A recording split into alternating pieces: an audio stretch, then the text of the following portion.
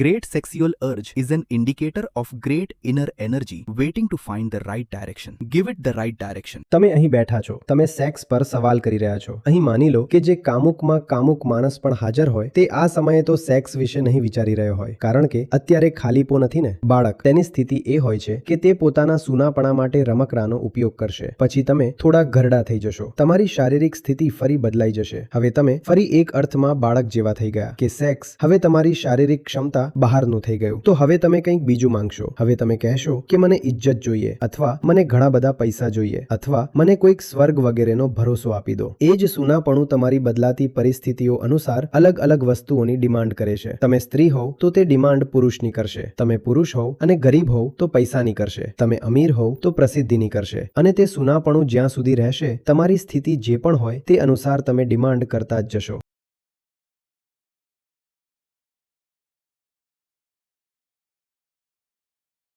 Sir, ઇંગ્લિશમાં કે હિન્દીમાં? ચોપડી અંગ્રેજીમાં છે. તમે જેમ બોલવા માંગતા હોવ તેમ બોલો. So, like my question is, From chapter 20, fear isn't a weakness, it's a message. Fear isn't a weakness, it's a message. So, જેમ કે છેલ્લા કેટલાક વર્ષોમાં મને તમારા તરફથી ખૂબ તાકાત મળી છે અને મેં ઘણા ડરને પાર કરી લીધા છે જે હું થોડા વર્ષો પહેલાં કરી શકતો ન હતો. આ એવું છે, પણ કેટલીક વાર જેમ કે મોટા ભાગે એકલા હોઉં ત્યારે જ્યાં હું ખરેખર ઊંડાણમાં ચાલ્યો જાઉં છું, જ્યાં ખૂબ જ જટિલ હોય છે, જ્યાં હું એ સંદેશને સમજી શકતો નથી જે મને ત્યાંથી મળી રહ્યો છે, હું તેને જોવાનો પ્રયત્ન કરું છું. આ શું કહેવાનો પ્રયત્ન કરી રહ્યું છે, પણ મને આ સ્પષ્ટ રીતે સમજાતું નથી. જેમ કે હું વિના કારણે આટલો ઉદાસ કેમ થઈ રહ્યો છું? આવા સમયે શું કરવું જોઈએ? ના, તે દરેક અંદર જે કંઈ પણ થઈ રહ્યું છે ને તે કોઝાલિટીથી બંધાયેલું છે. તેમાં કાર્ય અને કારણ જોડાયેલું છે.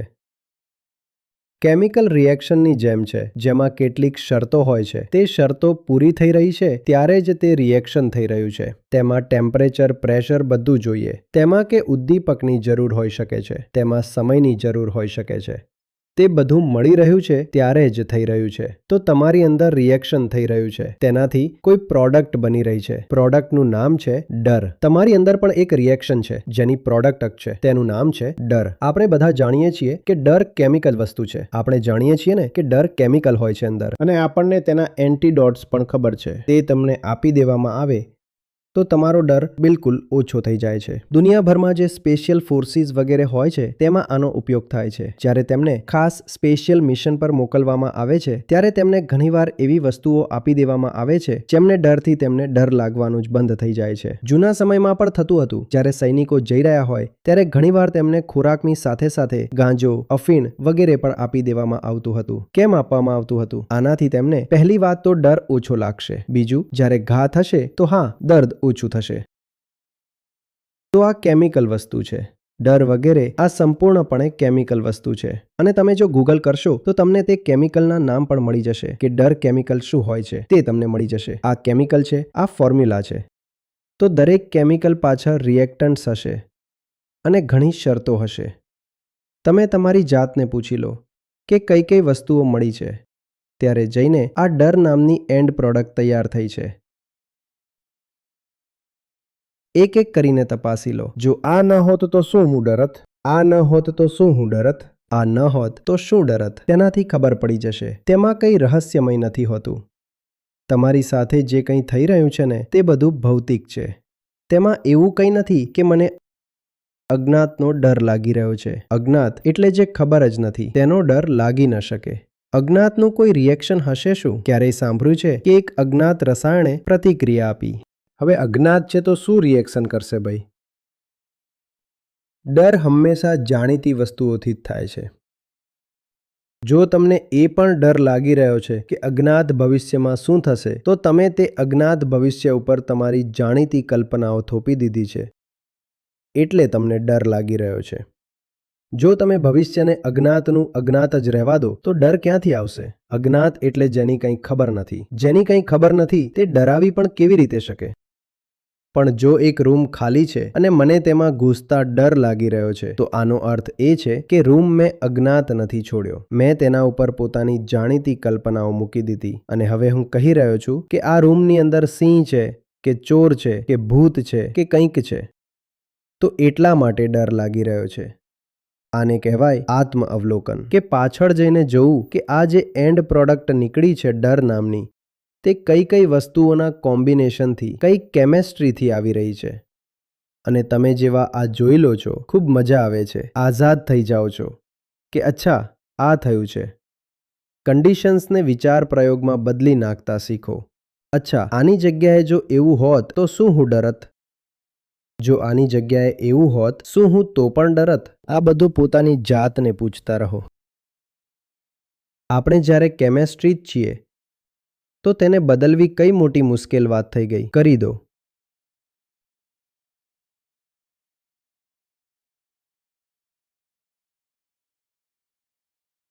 પ્રસાદ, તને પુસ્તક મારવામાં આવી રહ્યું છે. Good evening sir. Sir, there is one chapter, sex is not the problem, emptiness is, જે કહે છે great sexual urge is an indicator of great inner energy waiting to find the right direction. Give it the right direction. So, how to give it the right direction? This inner energy. હું તેમાં નિષ્ફળ જઈ રહ્યો છું. બેટા, જેમના પાસે કંઈ કરવાનું નથી તેઓ કંઈક તો કરવાની કલ્પના કરશે ને, અથવા અરમાન જગાડશે. તમે અહીં બેઠા છો, તમે સેક્સ પર સવાલ કરી રહ્યા છો. અહીં માની લો કે જે કામુકમાં કામુક માણસ પણ હાજર હોય તે આ ક્ષણે તો સેક્સ વિશે નહીં વિચારી રહ્યો હોય કે વિચારી રહ્યો હશે, કારણ કે ખાલીપણું નથી ને અત્યારે. એક ઉદ્દેશ્ય મળેલો છે, ભલે તે ઉદ્દેશ્ય આ માહોલની પેદાશ હોય, ભલે તે ઉદ્દેશ્ય ક્ષણિક હોય કે આ માહોલ વીતશે અને તે પછી તમે કહેશો કે તમે ફરી સૂકા રહી ગયા અથવા એકલા રહી ગયા અથવા અત્યાર સુધી ફરી ખાલીપણું આવીને ઊભું રહી ગયું છે. હવે માણસને ખબર હોતી નથી કે તે ખાલીપણું વસ્તુ શું છે, તે પેદા ક્યાંથી થઈ રહ્યું છે. તો તેને ભરવા માટે તે પછી જાત જાતના પ્રયત્નો કરે છે પોતાની સ્થિતિ અનુસાર. બાળક નાનું હોય છે ત્યારે તેની સ્થિતિ એવી હોય છે કે તે પોતાના ખાલીપણા માટે રમકડાનો ઉપયોગ કરશે, તો બાળક સેક્સ વિશે નહીં વિચારે. જો કે એ જ સૂનાપણું તેને પણ સતાવી રહ્યું છે, પણ તેની સ્થિતિ બાળક જેવી છે. તો તે કહેશે કે મને રમકડું આપી દો. બાળક નાનું છે, તેની સ્થિતિ સેક્સ્યુઅલ નથી, તો કહેશે મને રમકડું આપી દો. પણ આ આગ્રહના કેન્દ્રમાં છે સૂનાપણું જ. તમે મોટા થઈ જશો, તમને પણ અત્યારે એ જ ખાલીપણું સતાવી રહ્યું છે જે નાના બાળકને સતાવતું હતું, અને તેનાથી પણ નાનું જે નવજાત હતું, જે રડતું હતું મા માટે, તેને પણ એ જ ખાલીપણું સતાવી રહ્યું હતું. તો નવજાત છે, પછી બાળક છે, હવે તમે મોટા થઈ ગયા છો. એ જ ખાલીપણું છે અસ્તિત્વગત, ઓન્ટોલોજિકલ. ઠીક છે, ઓન્ટોલોજિકલ વોઇડ કહે છે તેને. એ જ છે હજુ પણ તમારી સ્થિતિ બદલાઈ ગઈ છે. તો હવે તમે રમકડું નહીં, તમે સેક્સ ટોય માંગશો. પછી તમે થોડા ઘરડા થઈ જશો, તમારી સ્થિતિ ફરી બદલાઈ જશે. શારીરિક જે બાયોકેમેસ્ટ્રી છે તે બદલાઈ ગઈ. હવે તમે ફરી એક અર્થમાં બાળક જેવા થઈ ગયા કે સેક્સ હવે તમારી શારીરિક ક્ષમતા બહારનું થઈ ગયું. તો હવે તમે કંઈક બીજું માંગશો. હવે તમે કહેશો કે મને ઇજ્જત જોઈએ, અથવા મને ઘણા બધા પૈસા જોઈએ, અથવા મને કંઈક સ્વર્ગ વગેરેનો ભરોસો આપી દો. વાત સમજમાં આવી રહી છે? પરંતુ ખાલીપણું એ જ છે જે નવજાતને પણ હતું જ્યારે તે ચિલ્લાઈને રડ્યો હતો. પેદા થયો ત્યારે રડ્યો હતો ને, તે પણ એક ખાલીપણાથી રડ્યો હતો. એ જ ખાલીપણું તમારી બદલાતી પરિસ્થિતિઓ અનુસાર અલગ અલગ વસ્તુઓની ડિમાન્ડ કરે છે. તે નિર્ભર આના પર કરે છે કે તમે શું છો. તમે સ્ત્રી હો તો તે ડિમાન્ડ પુરુષની કરશે, તમે પુરુષ હો તો સ્ત્રીની કરશે, તમે ગરીબ હો તો પૈસાની કરશે, તમે અમીર હો તો પ્રસિદ્ધિની કરશે, તમે હિન્દુસ્તાની હો તો તે અમેરિકાની ડિમાન્ડ કરશે, તમે અમેરિકાના હો તો મંગળ ગ્રહની ડિમાન્ડ કરશે, તમે મંત્રી હો તો મુખ્યમંત્રી બનવાની ડિમાન્ડ કરશે. સમજમાં આવી રહી છે વાત? અને તે ખાલીપણું જ્યાં સુધી રહેશે, તમારી સ્થિતિ જે પણ છે તે અનુસાર તમે ડિમાન્ડ કરતા જ જશો. એવું લાગશે કે અલગ અલગ વસ્તુઓની ડિમાન્ડ થઈ રહી છે, પણ તે જે તમારી ડિમાન્ડ છે એટલે કે ઈચ્છા છે તે વાસ્તવમાં આવી એક જ જગ્યાએથી રહી છે. હવે એ છે કે નાનું બાળક છે તો તે સેક્સ નથી માંગી શકતું. નાનું બાળક છે તો સેક્સ નહીં માંગે, અને ઘરડો માણસ છે તો નાના બાળકની જેમ દૂધ નહીં માંગે. તો તમને એવું લાગશે કે ઈચ્છાઓ બદલાઈ રહી છે. ના, ઈચ્છાઓ તો બદલાઈ શું રહી છે? ખાલીપણું યથાવત છે, એવું ને એવું જ છે.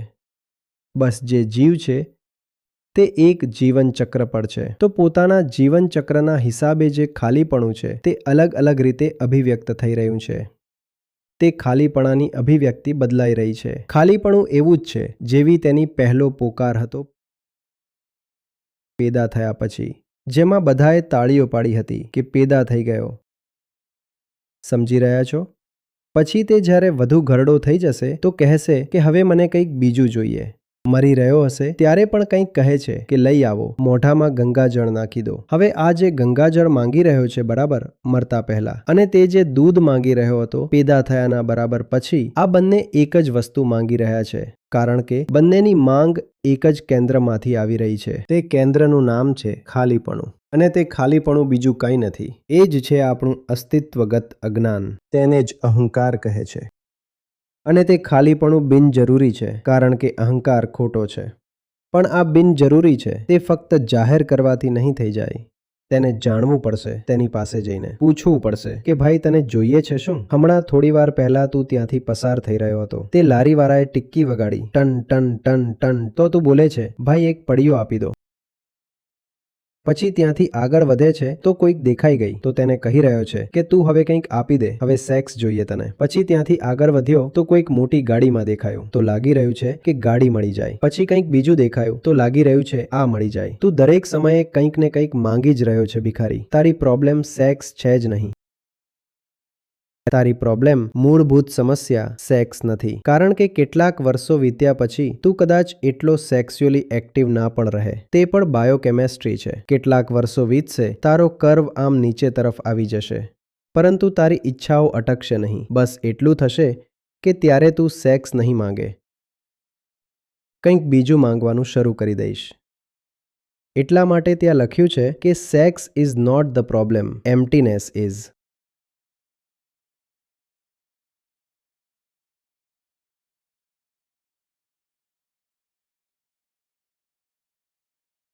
પ્રણામ આચાર્યજી. આચાર્યજી, જે માળા જપ કરે છે અથવા મંદિરોના દર્શન માટે જાય છે, તો તે પણ આપણે આપણા ખાલીપણાને ભરવા માટે જ થઈ રહ્યું છે. ધન્યવાદ આચાર્યજી. તમે પ્રૌઢા છો, તમે સન્માનનીય સામાજિક મહિલા છો, તો તમે આ વાત કહેશો તો લોકો કહેશે અચ્છા ઠીક છે, એક સાધારણ ધાર્મિક જિજ્ઞાસા હતી અને ફક્ત આ જ વાત હું કહું છું. તો જુઓ, આપણો સમાજ કેટલો ઉગ્ર થઈને વિરોધ કરે છે.